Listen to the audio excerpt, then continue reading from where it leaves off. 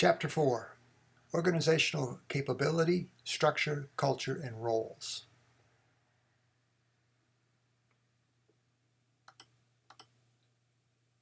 Here's how PMBOK sees this, if you're following along in that regard.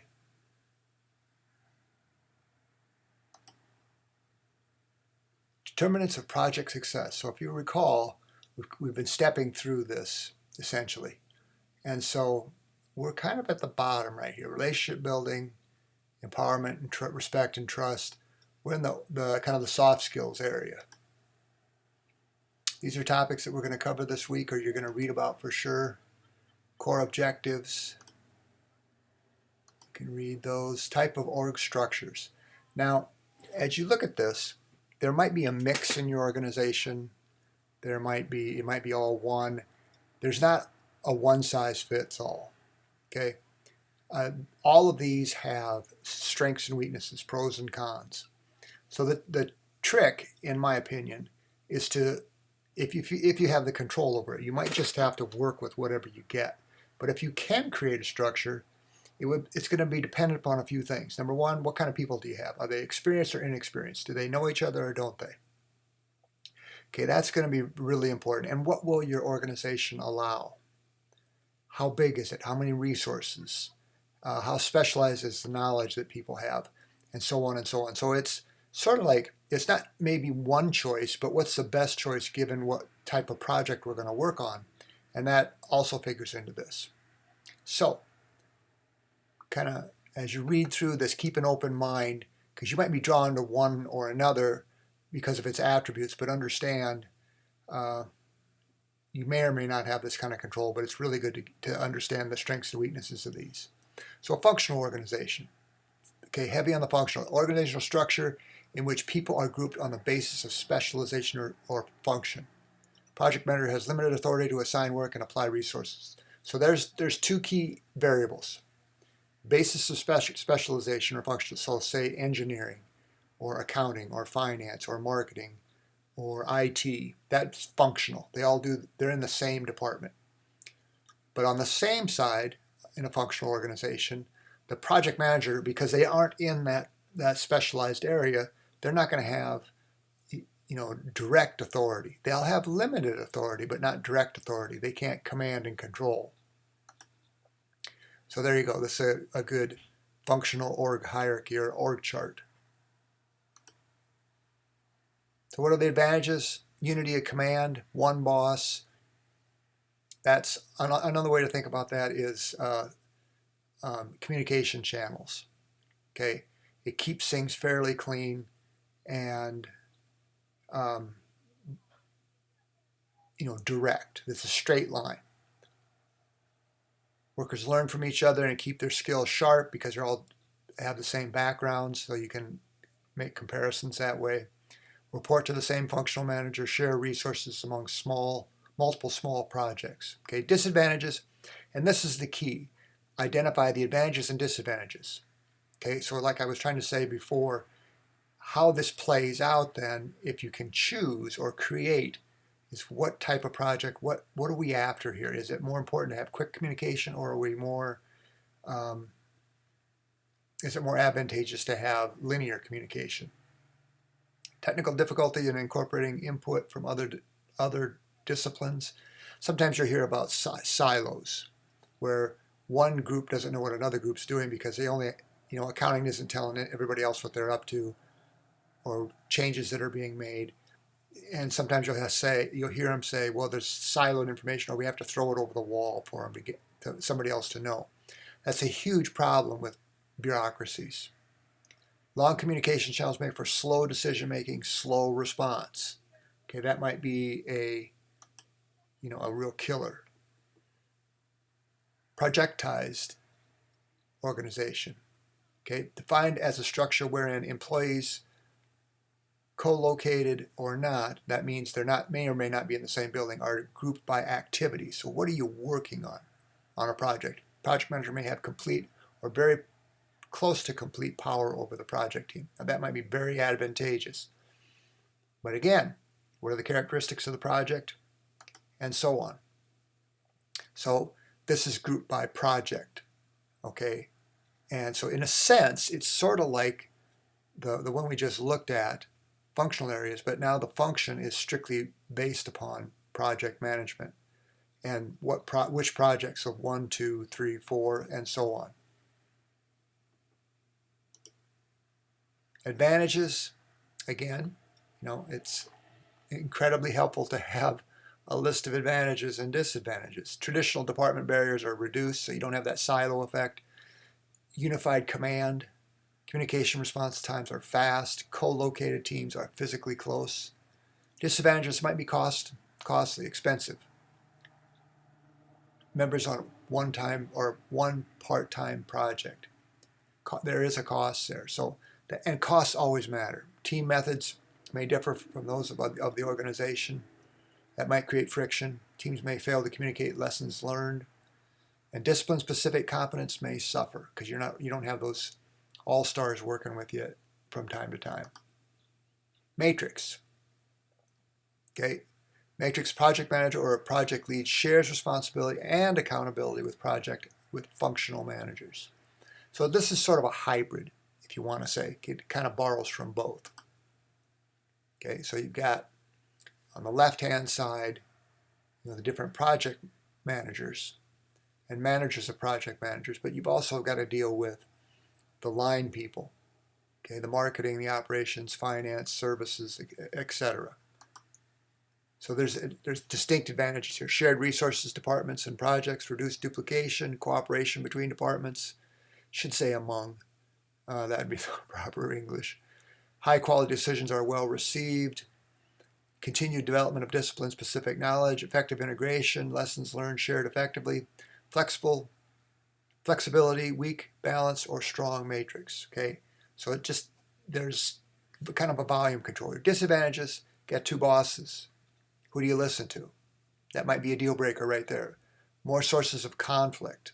Okay, that again, what kind of people are you dealing with here? Experts. They know each other a long time, or they don't know each other. They like each other. They don't. That can matter. More meetings. More challenges to control. So you can see there's quite a span here. So progression of organizational form. So organizational question, who has power?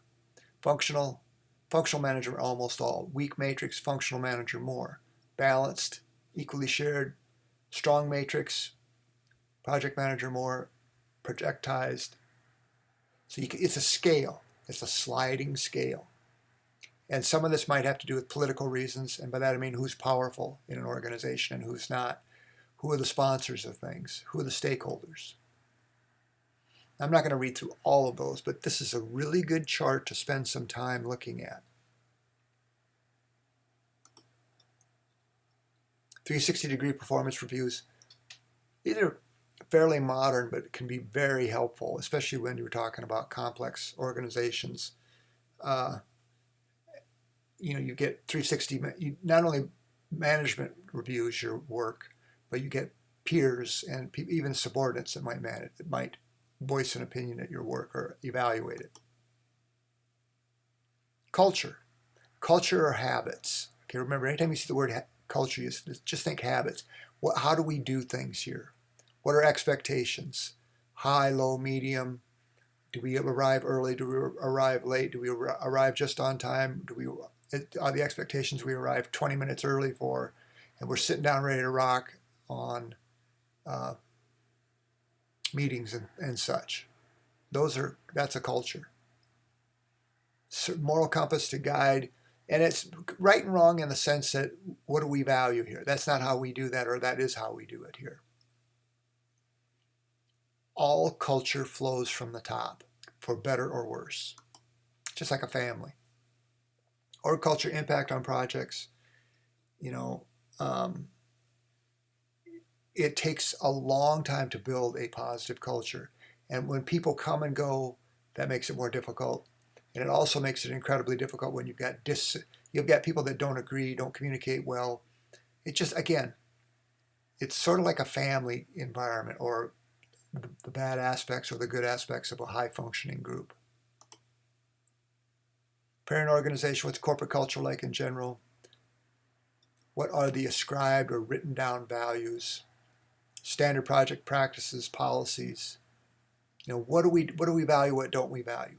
These are really good, important things to understand. So types of power.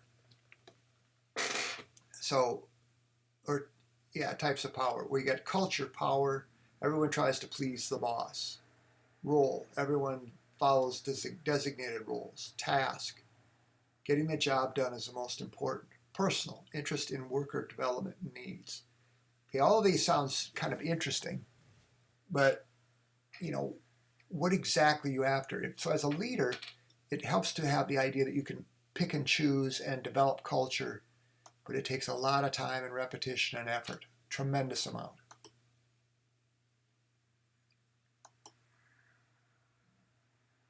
So there's Midland Insurance. Here's their stated values, corporate insurance, corporate values. So other cultural norms, responsibility. What's the norm? Own the decisions. Meaning, I did it. It's me. How does that play itself out? Do people take responsibility, or they pass the buck? Is that kind of the culture? Bad cultures can get as entrenched and powerful as good ones. Respect, fair, honesty, and so on. Again, you can see pretty quickly if you've got people that are coming at this with a self-centered or me-first attitude, it's going to hurt culture in the long term. We talk about team efforts and things. True team efforts don't have all-stars. Okay, they may have leaders, but they don't have somebody that's kind of anointed in a certain sense. Project life cycle. Okay. Common characteristics, starting and ending points. You got different phases: selecting, initiating, planning, executing. So you got the charter, you got the kickoff, you got project result, and so on. So this is a good time to think about. And the one that they're using here is a generic plan-driven project lifecycle model. The DIMAC mode. Use facts to make logical decisions and ensure that areas are desired. Six Sigma approach to quality improvement. Okay, this would be an example of that. R&D project lifecycle model. So it's for different, so as you can see, it's different project environments, different applications may affect things. And I'll just kind of skip through these a little bit. So traditional project executive and associate roles, SME members, subject matter experts, functional management. What exactly are and I sent out, or I provided to you with some definitions I hope are helpful to you. Steering team, and there's different names for these things, but it's or steering committee. Sometimes you'll hear that. They just got overall priority setting. They're the ones writing the sort of the operational manifesto. Sponsor, so just definitional stuff now, which you can read through. Sponsor responsibilities by stage, who does what, when, and where. Okay. Tasks on projects. So it really gets into, and I'm not going to read through all these because you can read just as well as I can kind of skim through these, but I'm just going to roll over this. The most important thing to understand, I think, for this chapter is how does culture affect what you do, and what are the goals you're looking for, and how might you choose given the aspects of a company, organization and the culture you're working in. So functional managers, what do they do? What don't they do? Remember, you got to understand. If you understand a functional manager, the head of accounting, head of finance, head of marketing, that's a functional manager. And I think that's probably all I really need to go through here. But stay on top of your reading. Make sure you read the chapter. Remember, these are no substitute for reading the chapter. Make sure you pay attention to due dates. Make sure you answer the right question for your discussion question. Remember, there are discussion questions, not review questions. and timing matters. So, and formatting too. Anyway, so hope it's going well, and I appreciate your efforts, but if you need anything, let me know.